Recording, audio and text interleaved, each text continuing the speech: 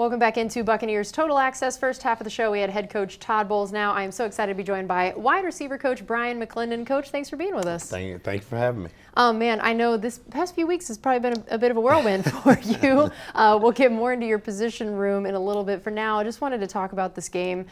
Just kind of the big takeaways for you guys on the offensive side of things this week. Yeah, well, I think Coach Bowles hit it on the head when he said it best, is that it's hard to play against yourself and the other team. And I feel like there's a lot of good that's done out there, but the good can't be overshadowed by some of the things that you do to hurt yourselves. And sometimes that's kind of the mode that we've gotten into at certain points. But, you know, the highs are the highs, the lows are the lows. Either way it goes, we just got to get back to work and kind of make sure that we're not going out there and the Bucs don't beat the Bucs. I was thinking about how, it's Liam Cohen first year here as the coordinator, and you're getting into it in the rhythm. It felt like things were really starting to click and flow, and the run game and getting a lot of different people involved. Then you lose Mike and Chris. Right. You got to rewrite everything, because as much as you say next man up, no one is Mike and no one is Chris, right? So to see what you guys were able to do in this game, 9 different guys making a reception, Baker throwing 50 times and gets a new career high in single game completions and 330 yards. I mean, what did this say about just the offensive depth, Baker, Liam Cohen, all of that? Yeah, I think it says a lot about a lot of different people. It starts at the top, the upper level of everything, putting together the roster that's here of talented guys that can step in and be able to do their job and do their part when they're asked upon it. You say that nobody will be able to fill the shoes that Chris and Mike has left, but just the trust that everyone has in the guys that are in the building, whether it be the OC or whether it be the position coach or whether it be the players that go out there and put it all to life. And I think that's what it says for the most part. But, like I said, at the end of the day, we got to make sure that we don't go out there and do things that hurt us over there as well. But there was a lot of good to be said, a lot of good to be seen out there, and we just got to make sure that stands out more so than some of the other stuff. I know one of those things that went well, 3 of 3 in the red zone. That's always a great stat, not settling for 3 and getting 7. And what really went well in that area in particular? Well, one, we were able to run the ball. Us being able to run the ball and those guys having to play that part of the game, that helped out a lot. And then Liam, the rest of the offensive staff did a really good job of putting together a good plan. And the guys really going out there and putting it to life and going out there and executing, because they're the ones that got to go out there and do it. So I think that they did a great job of grasping what we were trying to get done over here this week. And like I said, when it comes to the plan and everything else, we know it changed from week to week. And I feel like those guys, took hold of everything that we were trying to ask those guys to do and went out there and executed and made the plays when it was asked upon them. How much did have to change? And it's a short week already, so that I'm sure was a super fun addition to it. And again, as we talked about the difference in next man up, but they're not the same type of guy. Right. How much did you guys have to adjust and change this week? It was a good bit. It was a good bit, but those guys, I tell you what, were very, very vigilant and wanted to know what to do, wanted to know how to improve, and wanted to know how they could do their part to the best of their ability so they can go out there and be a big part of the piece of why you will be successful over there in any part of the game plan. And I thought they did an unbelievable job of that. So, because it wasn't just the guys in my room that had to take on a different role. It was the guys in the tight end room. You look at the game that Cade had, he had a good game. And, the different personnel that we were putting out there and putting different people out there as far as putting extra running backs out there some. Those guys had to take on a different role. So Baker having to go out there and being able to kind of orchestrate all of that stuff. And, the O-line, asking those guys to do different things as well. So it was a team effort when it comes to it. And I thought, like I said, for the most part, man, those guys did a great job of going in there, adjusting everything and putting all that stuff together. We're talking to wide receiver coach Bryan McClendon, and I know you guys talk all the time about the idea of chemistry between a quarterback and a wide receiver, and that's a hard thing to try to speed along. That there's kind of it's something a lot of times only time will solve. Right. How did you try to speed that up for some of these guys that haven't been the twos getting nearly as many reps in practice or games? Sure. Well, that's the challenging part, because you got guys like like Rakim, Jarrett, who's kind of been on IR, then just now coming back and kind of starting back getting phased into things, and just trying to make up for that lost time with, even if they're not in and those guys are over there trying to get extra throws and extra steps and extra things right now, man, to try to get caught up to speed in that regard. And asking Trey to go and do a number of different things, asking J-Mac to do a number of different things. So like I said, even though they might have been out there, they might have been doing it at a different spot or doing it a different way. And that's the little intricacies that kind of go into practice, and that's why you practice, and that's why you got to go out there and work hard to perfect those things. But like I said, I mean, it comes with the business part of it too. I mean, it's football as much as the good stuff comes with it, man. Injuries happen, and so it's a reality of it. So I mean, you got to make sure that those guys are flexible enough to go in there and being able to do those different things and up to the task when they're asked upon it. I know also you guys finished 9 of 14 on third down, and this season overall, you guys have the highest third down percentage in the league. Yeah. What has gone well in that area all season long, and then to be able to continue again with a different game plan this last game? Well, to be good on third down, you got to be good on first and second down. It's hard to get third and forevers. And so anytime that you're staying ahead of chains and staying ahead of schedule, so to speak, that means you're being efficient on first and second down, and that's probably been the biggest telltale sign of us being able to be good on third down as of right now. So obviously we got to keep doing a good job of that. And not creating those negative plays, but when we can stay out our own way, and not do things that hurt us to put us in those negative play situations, then, we're normally pretty good. How did you feel like both Trey Palmer and Jaylen McMillan handled this game, knowing that they were the guys that were going to be shouldering a lot of that wide receiver load? How they handled it this week? I thought they handled it great. I think they're ready for any step that needs to be taken. But really being able just to kind of narrow their focus was a big goal of mine. And, hey, we're not going to look at the grand scheme of things. We're just going to look at today. We're going to go out there. We're going to be as good as we can be today. Make sure we're better than yesterday and keep taking those same steps day by day until you get to game day. And those guys grasped that really, really well, and they were able to kind of lock in and not get caught up in the, oh, well, I got to do this now, or I got to do this now. No, you don't have to do that. You just got to be good today. And after that, like I said, when they had that approach, I felt like, and not just him, it was Ryan Miller, it was Rakim, Jarrett, it was it was Shep, those guys, man, because all those guys got put in different roles. And so I think the room in general were able to handle that very, very well by not getting caught up into the broader scope of things and just kind of, like I said, narrowing their focus on what they need to do at that particular time. I thought Rakim, Jarrett, what a game for him. Like you mentioned, these other guys at least have been playing. Yeah.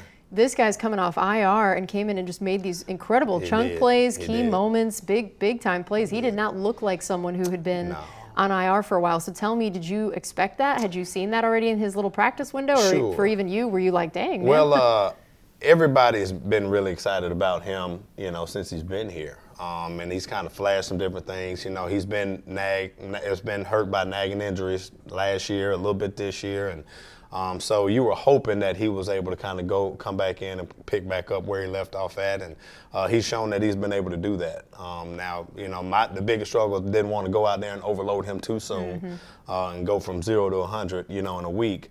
So just making sure that we're really smart in phasing him back in that regard. But was really excited about him. I remember when I was in college, I was recruiting him, and obviously I didn't get him. But known about his talent and his ability for a long, long time. So to be able to coach him and being able to kind of keep bringing him along with his development, I'm really excited about that. So what are those things about him that made you want him back then and again now? Well, first of all, he is a very, very competitive guy. Okay, all right. He likes to compete. He does a really good job of judging and tracking the ball on some of those deep balls and things like that, like the ones you saw him go up there and go and get.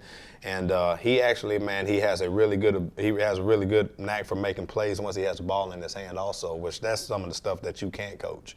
And so I'm like, all right, if we could just tighten up some of this other stuff and then, let his natural ability be able to take over. But, but he's a very, tough guy, doesn't mind blocking, doesn't mind going in there, man, being a part of the run front and everything else as well. And so just like I said, just really excited about having him back and, being able to continue his development in that regard. I know Ryan Miller, another one you mentioned, getting called up out there as a starter in the first series with the 3 wide receiver set after being mainly practice squad guy for a while. What did you see from him taking this big step into a much bigger role? Yeah, the thing that Ryan does, he's a guy you can trust in knowing what to do. Very, very smart. Doesn't mind being physical as well. But he's a guy that you can put in at any one of the receiver spots and you feel confident that he knows what to do and he knows he's going to be able to do what he's coached to do over there in that regard. So he's a guy that you can trust out there, man, with the responsibility of knowing what to do and knowing how to do it. And you can move him around. He's not just limited to just playing the X or the Z or even the F in that regard. So it really helps out with just being able to give you quality depth over there at any position. So you're like, all right, man, if this guy's not in, all right, Ryan can be this guy. Or if this guy's not in there, okay, Ryan can be this guy over there also. So him learning that and him being able to show that throughout practice and throughout training camp and even throughout OTAs and all those stuff, man, that's what gives you the confidence in that ability for him to be able to do that. And that's why when he had this opportunity to be able to come in and get called up, you knew what you were going to get from him. And so that was probably the biggest ability that he has is his dependability. Looking at the last drive, I mean, that's a tall order to try to get a touchdown with that little time, on the clock. But what is now in hindsight some of the things you feel like the offense learned, your guys learned about a game-winning attempt situation like that? Sure. I think when you look back at it, it's really uncanny. Coach Bowles scripted a situation very, very similar to that in practice earlier that week. And so, the one thing it does show is that, hey, man, there's a reason for why you do things throughout the week.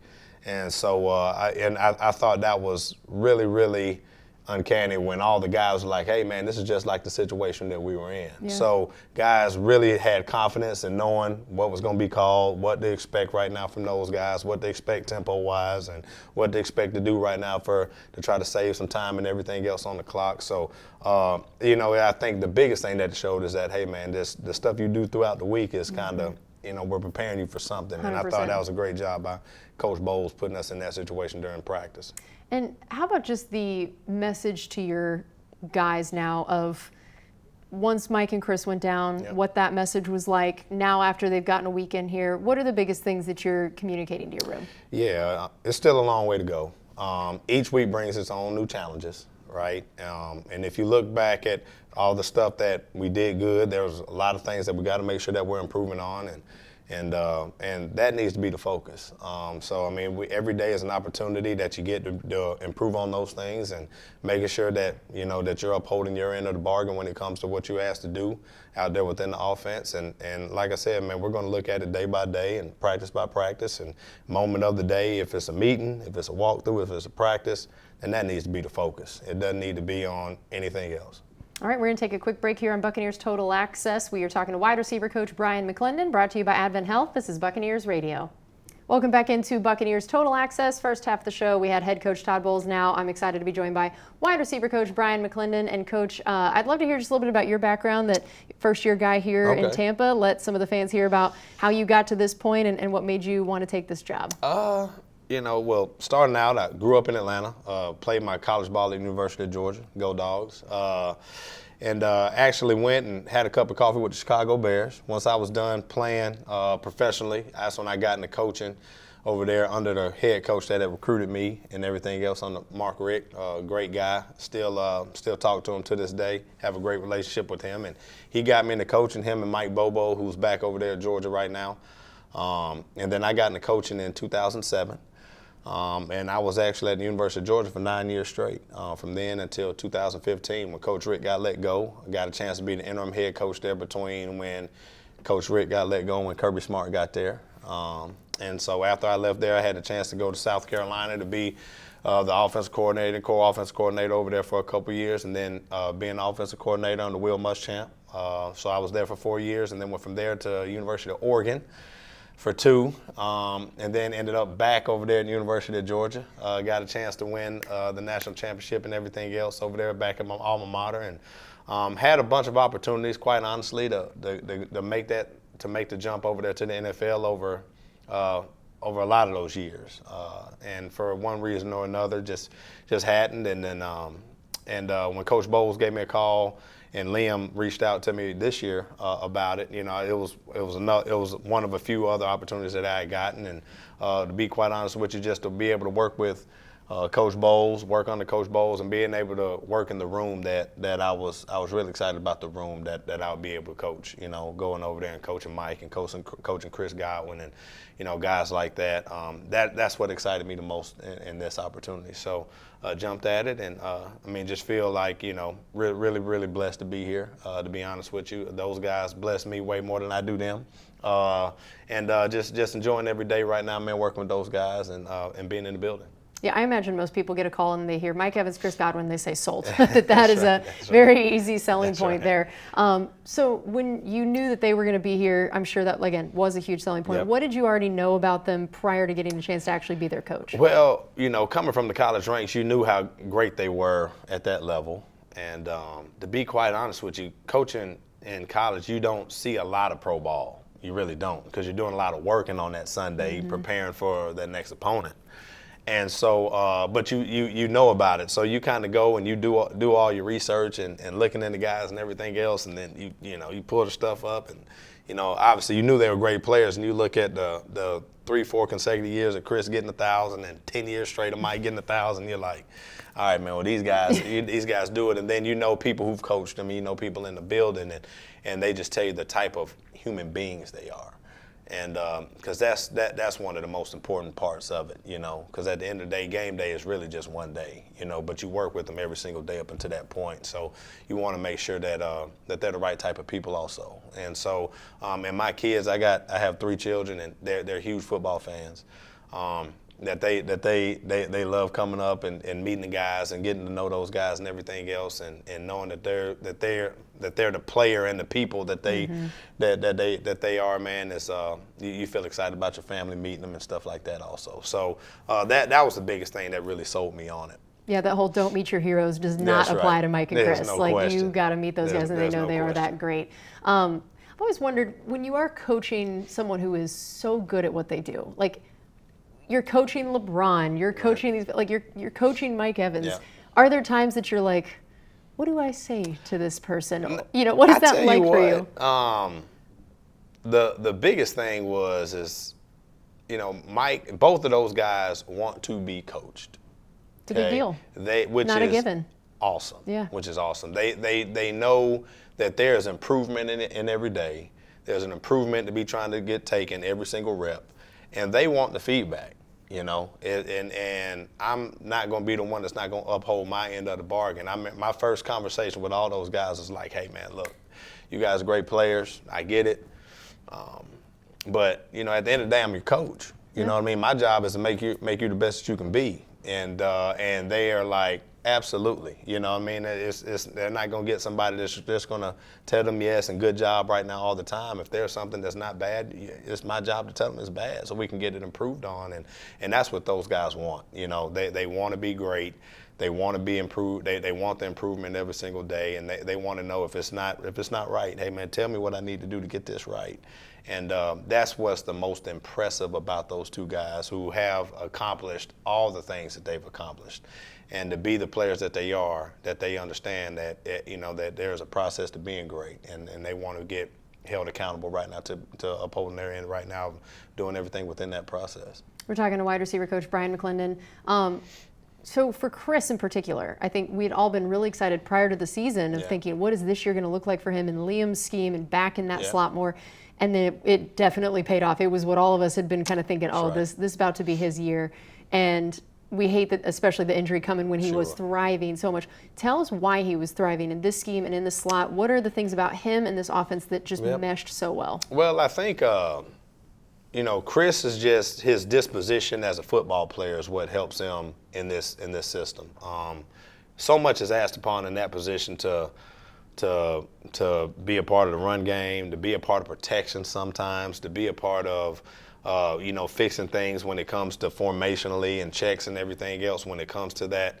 And just his approach right now to every single day. The guy takes meticulous notes. The guy like I said, I mean, if there is anything right now that can be improved on, he wants to do it, you know. And the thing is with Chris is you have to be careful what you tell him, because he's going to do what you tell him. He's going to do what he's coached to do. You better be careful with your and words. So yeah. absolutely, and so it makes the coaches around them have to be at their best also, because it's like, you know, you know what I mean. I coached him to do that, so that's why he's doing it. And so, I mean, he just brings the best out of everybody in the room, the coaches, just everybody in the organization. Same thing with Mike. But the thing that really just, like I said, that probably marries him best to what we're doing right now is his disposition as a football player, to go in there and, you know, be the tough guy, to go in there and not mind fitting up on linebackers and defensive ends, and then can go out there and kind of be able to get open on the nickels and the safeties and everything else, man, that kind of that gets matched up with him. And, you know, having Mike out there helps out a lot too, you know, because a lot of times some of their top cover guy kind of follows Mike around, and that leaves whoever else on Chris that he can take advantage of some. So, I mean, I think, you know, it's not just that, it's the marriage of having the pieces right now around him over there also is what benefits him. But, you know, a lot of the hard work and everything else that he puts into every day, that's why he gets the results that he gets. What are the hardest individual parts of who Mike is and who Chris is to replace on the field? You know, the thing is, having those guys out there were like having coaches out there on the field.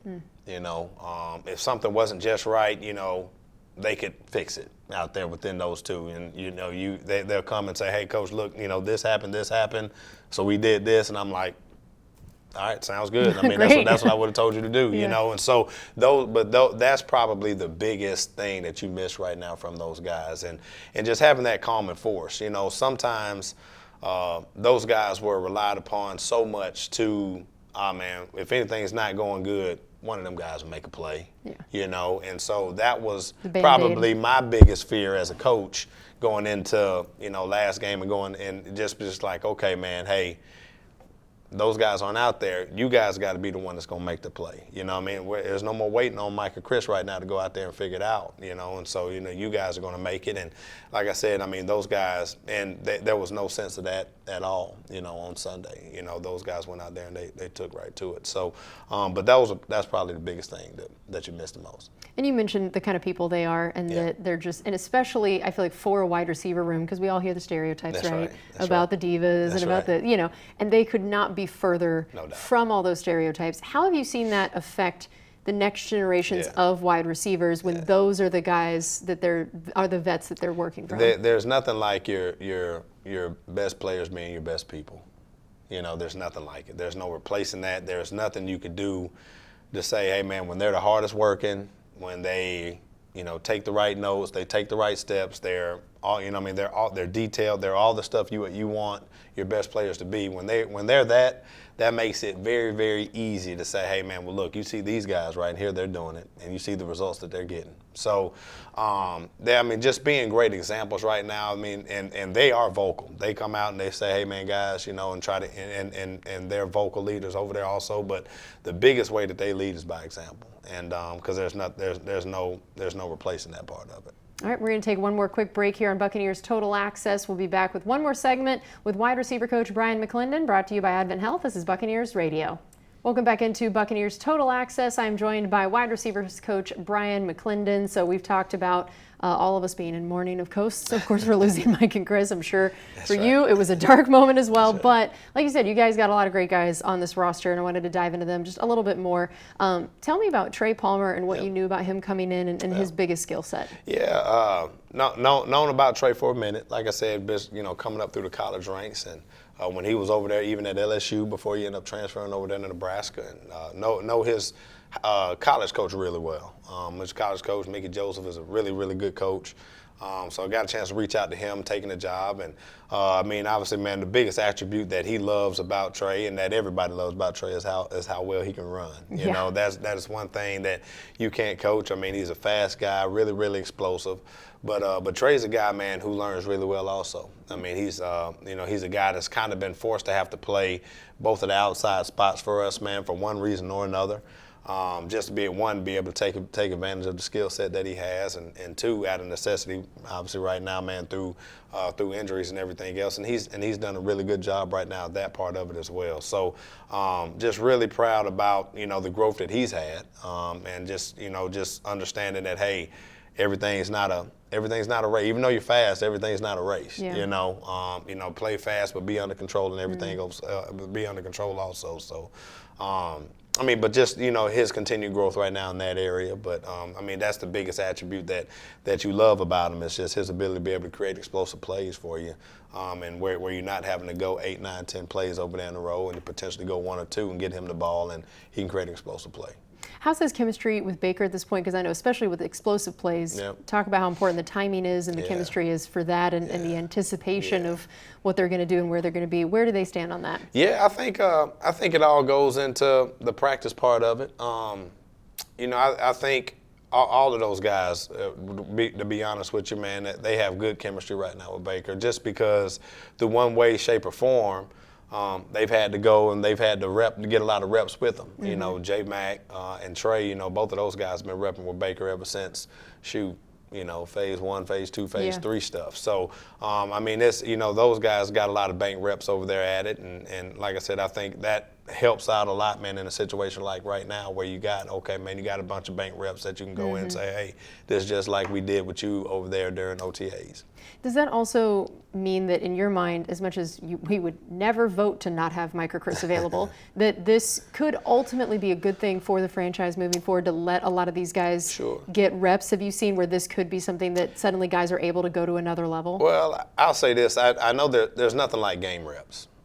As much as you try to simulate and practice, guys getting these actual game reps definitely helps everybody, and like I said, you hate the circumstance in which it's taking place, but there are bumps and bruises associated right now with playing football. So, I think, all of those guys understanding that they got to be ready, and understanding right now, man, the importance of, hey, man, those reps that you do get in practice, this is right now, man, it's what it's working towards and everything else. So, but like I said, those game reps that those guys are getting, I think, is advantageous, especially for us right now, man, moving forward. Even when you do get those guys back, and whenever that is, and then at the end of the day, it does give you more quality depth, because now there are guys over there that have played X amount of game reps over here, and they know what it's like to.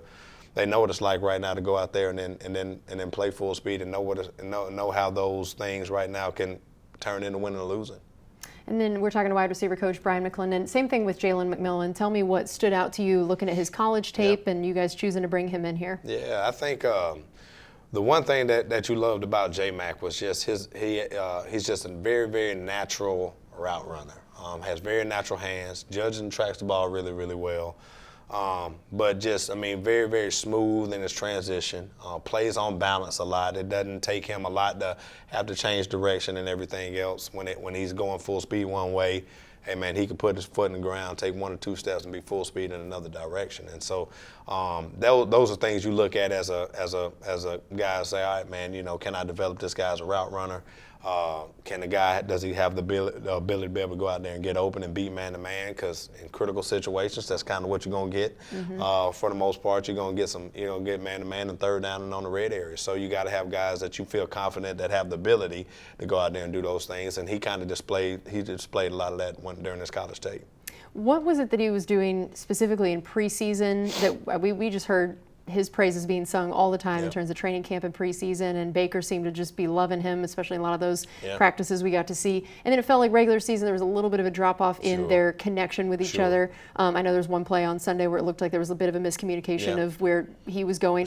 What seems to be the thing in preseason that was clicking so well that then maybe has dropped off a little bit? Well, I think during preseason, it was the thing that everyone fell in love with J-Mac was along with that ability. He's a competitor too. Goes out there, man, and he kind of he gives you juice. He gives you, he doesn't mind going out there, doesn't mind saying stuff. He doesn't mind feeling good after, letting people know he feels good after that confidence. After a good play, and so when it was so much of that was kind of lighting people up around him and having a positive effect on his teammates. So those are some of the things, man, that was happening real early right now in camp, and like you said, I mean, there are ebbs and flows to it all right now in those games, and I think how it happened in the early part of the season, it was really just those guys and the looks right now that kind of Chris was getting and Mike were getting were a little more advantageous right now, man, than the looks as he was getting. Then he kind of got banged up over there a little bit, and last week was his first game back. So, like I said, hoping to being able to get back in those swing of things when it comes to that too. What are the biggest challenges for a wide receiver coming out of college, typically, that you see of this is what it's going to take to make it to the NFL that maybe was not happening, Sure. or just the biggest challenges that you have to kind of help them through? Well, there are very few programs out there, and I won't get in, to which ones, but there are a few programs out there that every Saturday or every day that you go to practice that there are 22 NFL football players on the field, right? So they might go and then they might play 3 or 4 corners a year that are bona fide NFL players. Well, every Sunday you're going against an NFL corner, and so every day of practice you're going up against an NFL corner. So sometimes, those guys are just so much better than the guys that they play against that they don't necessarily have to do some of the technical things right when it comes to route running, releases, and everything else like that. So to have to do it right and do it right all the time, repeatedly, down after down after down, a lot of times they're just not real used to that. And so getting them caught up in speed right now to understand, hey man, the importance of the play that you don't do it, that's the play right now that you're going to be easily covered, and so and you can't have plays like that. So just understanding that part of it is probably the biggest growth that you see from the young guys opposed to the older guys. And then I'm sure it's been nice still having a vet like Sterling Shepard when you do have a lot of young guys here. What has he meant both before Mike and Chris have gotten injured and then since then of what his role has been? Man, Shep, the first thing that he gives you, man, is just his energy. He's been great for the room. He's great on the sideline, unbelievable on the sideline. But just a calming force when he has to be, a kind of a pick-me-up, get-going guy right now, probably more times than not. But just a guy that's played a bunch of ball that knows what it takes to go out there and being successful and understanding right now, man, just the habits that you got to have to do that. So it's been really, really great having him because, whether he did it right or did it wrong early on, he doesn't mind saying, hey, look, I should have did this a little bit better earlier, or, hey, look, I did this and this helped out a lot. I mean, it's very, very good. So the vets in the room have been unbelievable, and he is just, and he's been a huge part of that equation, and just really, really blessed to have him in the room right now. Well, Coach, thank you so much for joining us. We really appreciate the time. We know you got a lot going on right now and prepping for this next Monday Night Football game, so thank you so much. Thank you, guys. All right, that's going to do it for us on this edition of Buccaneers Total Access. We're brought to you by Advent Health. This is Buccaneers Radio.